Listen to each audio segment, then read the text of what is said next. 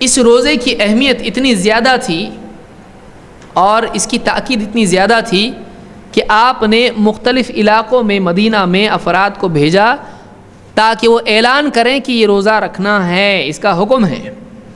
دیکھیے ربیع بنت معوذ فرماتی ہیں ارسل النبی صلی اللہ علیہ وسلم غداۃ عاشوراء الی قری الانصار، اللہ کے رسول صلی اللہ علیہ وسلم نے انصار کے مختلف دیہاتوں میں، بستیوں میں عاشوراء کی صبح کو آدمی بھیجا اس اعلان کے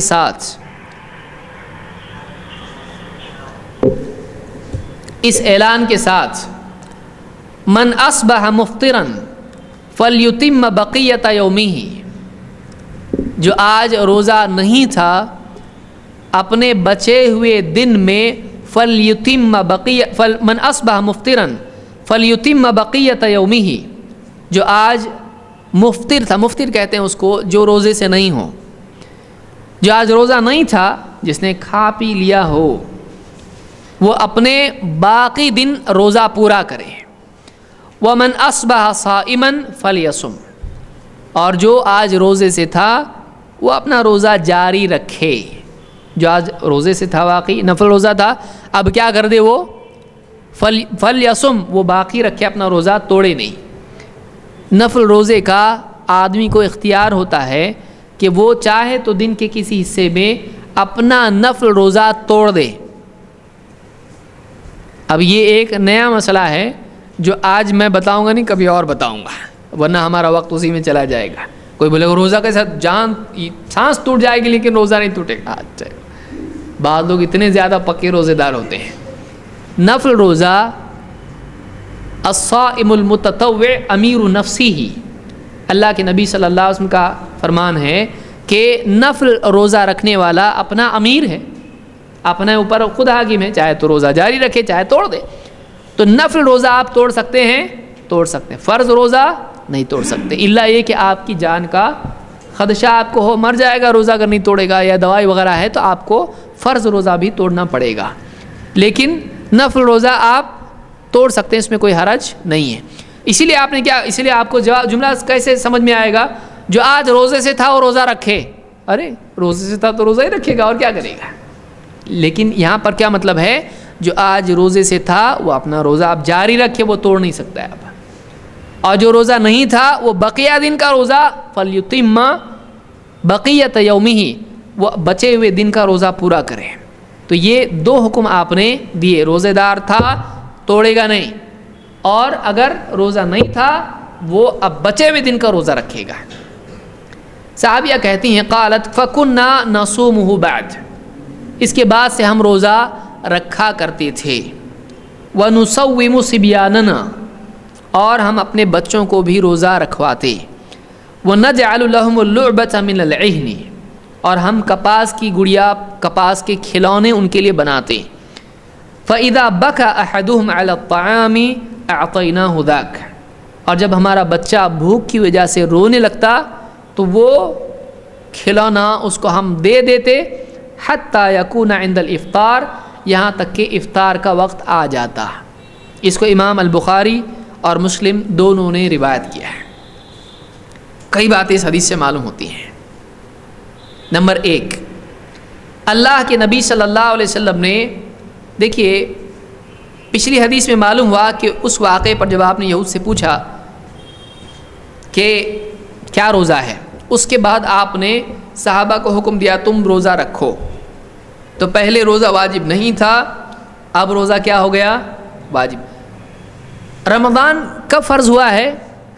پہلی ہجری میں، یعنی نبوی کے بعد، ہجرت کے بعد آپ کا پہلا سال ہے، پہلے ہی سال میں رمضان کے روزے فرض ہوئے ہیں، یہ بھی تاریخ آپ یاد رکھیں۔ اب یہ آنے کے بعد آپ کا پہلی دوسری میں علماء نے کہا ہے، آنے کے بعد، مدینہ آنے کے بعد آپ نے حکم دیا اس کا، اور اس کے اگلے ہی سال یہ روزہ کیا ہو گیا؟ منسوخ ہو گیا، وہ آگے میں آؤں گا۔ اب آپ نے اپنی بستیوں میں، پوری بستیوں میں آدمی بھیجا اور کہا کہ جو آدمی روزے سے تھا وہ روزہ جاری رکھے، اور جو روزہ نہیں تھا چاہے کھا لیا اس نے بچے ہوئے دن کا وہ روزہ رکھے گا۔ اس سے اتنا اہتمام معلوم ہوتا ہے کہ جو روزہ نہیں تھا وہ بھی بچے ہوئے دن روزہ رکھے۔ ہونا تو یہ چاہیے کہ جو روزہ نہیں تھا کوئی بات نہیں، اگر لازم نہیں ہے، اگر اب رمضان کے مہینے میں مثال کے طور پر آپ کو دن میں معلوم ہو جائے، اس سے علماء نے، ابن تیمیہ نے اور شیخ الالبانی نے استدلال کیا ہے کہ اگر کوئی آدمی اس کو رمضان کی خبر نہیں تھی، چاند نہیں دکھائی دیا، پھر بعد میں دن میں خبر آئی، کھا پی کے ناشتہ کر کے ایک دم ڈکار وہ لے کے بیٹھا ہے، اب اخبار پڑھتے، اب معلوم پڑا کہ فلاں علاقے میں چاند دکھا ہے اور شرعی اعتبار سے تم کو روزہ رکھنا لازم ہے۔ اب وہ بول سکتا ہے میں تو کھا لیا، اب روزہ کیسا؟ روزہ تو بالکل شروع سے ہونا چاہیے۔ تو کہتے ہیں کہ نہیں، اس کے لیے اب بھی شرعی حکم یہ ہوگا، چاہے اس نے کھا لیا ہو، اس کو بچے ہوئے دن کا روزہ رکھنا لازم ہے، اس پر کوئی قضا نہیں۔ ابن تیمیہ کہتے ہیں اور شیخ البانی بھی یہ کہتے ہیں اس پر کوئی قضا نہیں، کیونکہ وہ دن کے حصے میں اس کو خبر پہنچی ہے۔ اور یہاں پر حدیث کے الفاظ کیا ہیں؟ فَلْيُتِمَّ بَقِيَّةَ يَوْمِهِ، جو افطار سے تھا آج روزہ نہیں تھا، وہ بچے ہوئے دن اپنا روزہ مکمل کرے۔ وہ روزہ ناقص ہے؟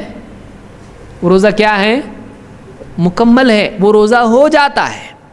شیخ الالبانی تو کہتے ہیں کہ مغرب سے پہلے تک بھی اس کو اگر معلوم ہو جاتا ہے اور وہ روزے کی نیت کر لیتا ہے، اس کا روزہ ہو گیا، اس لیے کہ اس پر کوئی شرعی معاملہ نہیں ہے، اس کو جب معلوم پڑا اس نے روزہ رکھا۔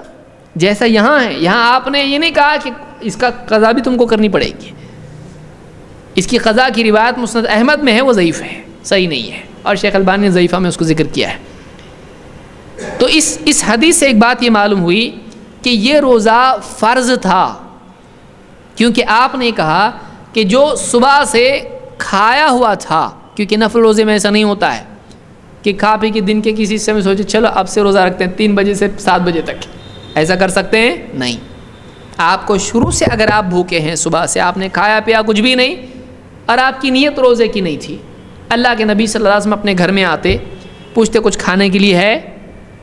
آپ کے گھر والے کہتے ہیں نہیں، تو آپ کہتے ٹھیک ہے میں روزے سے ہوں، فَإِنِّي صَائِمٌ، تو آپ اس وقت روزے کی نیت کرتے، کیونکہ اگر آپ کا روزہ ہوتا تو آپ کھانا کیوں مانگتے؟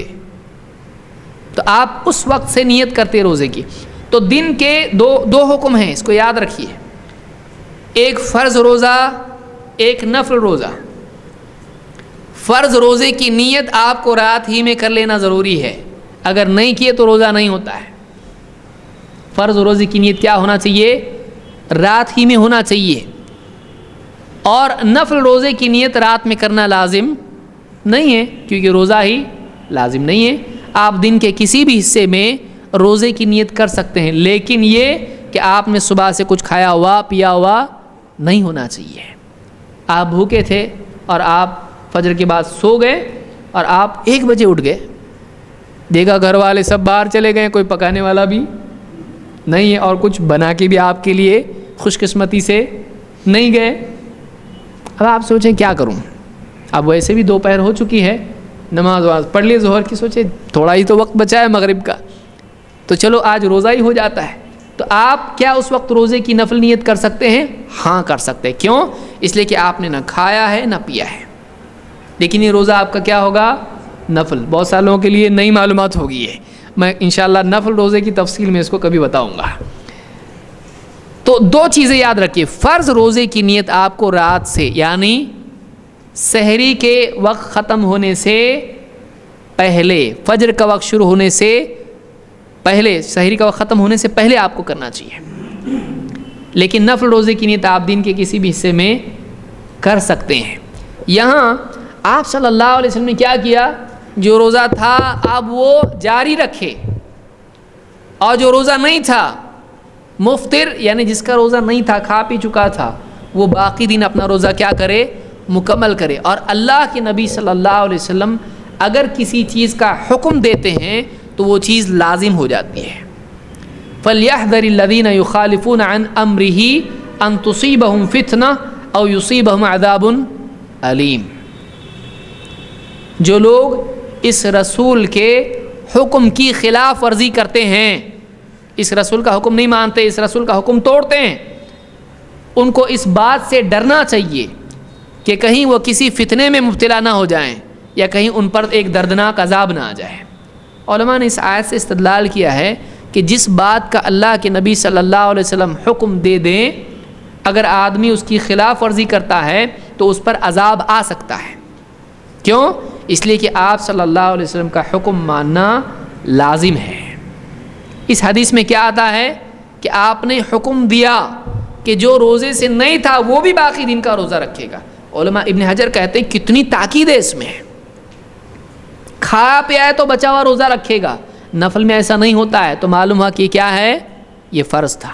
جیسے رمضان میں دن کے کسی حصے میں آپ کو معلوم ہو جائے کہ رمضان تو ہے اور تو کھایا غلطی سے، آپ باقی دن کیا کریں گے؟ کھا سکتے ہیں؟ آپ کو بچے جب آپ کو خبر ملی آپ کو بچا ہوا روزہ رکھنا پڑے گا۔ یہ فرض روزے کی صفت ہے، نفل کی نہیں ہے۔ تو اس سے معلوم ہوا کہ یہ روزہ فرض تھا، ابتدا میں فرض نہیں تھا، لیکن جب آپ مدینہ آئے تو آپ نے اس کا حکم دیا اور یہ روزہ فرض ہو گیا۔ اس کی اہمیت اتنی زیادہ معلوم ہوتی ہے تاکید کہ صحابہ نہ صرف یہ کہ خود روزہ رکھتے تھے بلکہ انہوں نے اپنے چھوٹے بچوں کو، کتنے بڑے بچے، 15 سال کے، وہ تو بچہ بھی نہیں رہتا ہے، جس کو بھوک لگنے پہ وہ روتا ہے۔ آپ روتے ہیں بھوک لگی تو؟ جو بچہ ایک دم بڑا ہو کالج جاتا ہے بھوک لگی رو رہا ہے، روتا ہے؟ نہیں، چھوٹے بچے ایک دم، آپ کھلونوں سے کھیلتے ہیں، ایک دم چھوٹا بچہ، اتنا چھوٹا بچہ کہ جو بھوک لگنے پر روتا ہے اور جو کھلونوں سے بہلایا جا سکتا ہے۔ جو بچہ 10ویں میں آپ کھلونے سے بہلا سکتے ہیں، چھوڑو سا بھوک لگی مجھ کو، اتنا چھوٹا بچہ کہ جس کو آپ اس کے مائنڈ کو ڈائیورٹ کر سکتے ہو کھلونوں سے، اتنے چھوٹے بچوں کو بھی صحابہ کیا کرتے تھے؟ روزہ رکھواتے تھے۔ اتنی تاکید، انہوں نے اس کا امپورٹنس اتنا سمجھا، خود انہوں نے تو روزہ رکھا لیکن بچے پہ شریعت ہے نہیں ہے۔ رفع القلم عن ثلاثہ، 3 لوگوں سے قلم اٹھا لیا گیا ہے، ان پر کوئی گناہ نہیں، جس میں کیا ہے؟ عن الصبی حتی یحتلم، ایک بچہ یہاں تک کہ اس کو احتلام ہو جائے، بچہ بالغ ہونے تک اس پر شریعت نہیں ہے۔ لیکن صحابہ نے اس روزے کو اتنا اہمیت دی کہ انہوں نے کیا کیا؟ خود تو روزہ رکھا، اپنے بچوں کو بھی رکھوایا۔ کیوں؟ کیونکہ نبی کی طرف سے حکم ہی ایسا آیا ہے، جو روزے سے تھا وہ جاری رکھے، جو نہیں تھا وہ روزہ باقی دن پورا کرے۔ اور آدمی خاص طور سے بھیجا ہے اور وہ اعلان کر رہا ہے سب کو، تو کوئی معمولی بات تھوڑی ہوگی، ایسی کوئی بات تھوڑی ہوگی، یہ ایک بہت اہم بات ہوگی۔ اور اس میں عموم میں صحابہ نے کیا کیا؟ اس کی فضیلت کو ہمارے بچے بھی پائے ہیں۔ اتنی بڑی بات یہ اگر ہے کہ ہمارے نبی آدمی بھیج کے اعلان کروا رہے ہیں اور جو روزے سے نہیں تھا اس کو بھی روزہ رکھوا رہے ہیں، کچھ تو بات ہوگی۔ تو اتنا اہم اگر معاملہ ہے اس روزے کا تو کیوں نہ ہمارے بچے بھی روزہ رکھیں۔ بچوں پر فرض نہیں ہے لیکن انہوں نے اس کی فضیلت کے حصول کے لیے اپنے بچوں کو بھی روزہ رکھوایا۔ اتنی زیادہ تاکید اس روزے کی تھی، اللہ کے نبی صلی اللہ علیہ وسلم نے اس کا ایسا معاملہ کیا۔ تو اس سے یہ بھی معلوم ہوتا ہے کہ بچوں کے لیے کھلونے، کپاس وغیرہ کے کچھ بھی بنا سکتے ہیں، کوئی مسئلہ نہیں ہے۔ اس سے معلوم ہوتا ہے کہ اپنے بچوں کو اللہ کے نبی صلی اللہ علیہ وسلم کے حکموں پر کھڑا ہونے کی بچپن سے تربیت دینا چاہیے۔ ڈانٹ ڈپٹ کے تو روزہ نہیں رکھوانا چاہیے، لیکن ترغیب دے کر اگر وہ رکھتے ہیں تو اس میں کوئی مسئلہ نہیں ہے۔ ہاں اگر ان کو طبیعت خراب ہو جاتی، بیمار ہو جا رہا بچہ اور آپ فضیلت حاصل کرنا چاہ رہے، یہ مناسب نہیں ہے۔ ہاں تھوڑی بہت تکلیف اس کو ہوتی ہے، کوئی مسئلہ نہیں، تو آپ کر سکتے ہیں۔ تو یہ دوسرا مرحلہ اس سلسلے میں ہے کہ مدینہ آنے کے بعد حکم اس روزے کا بدل گیا اور یہ روزہ کیا ہو گیا؟ لازم۔ لیکن اس کا وجوب صرف رمضان تک تھا،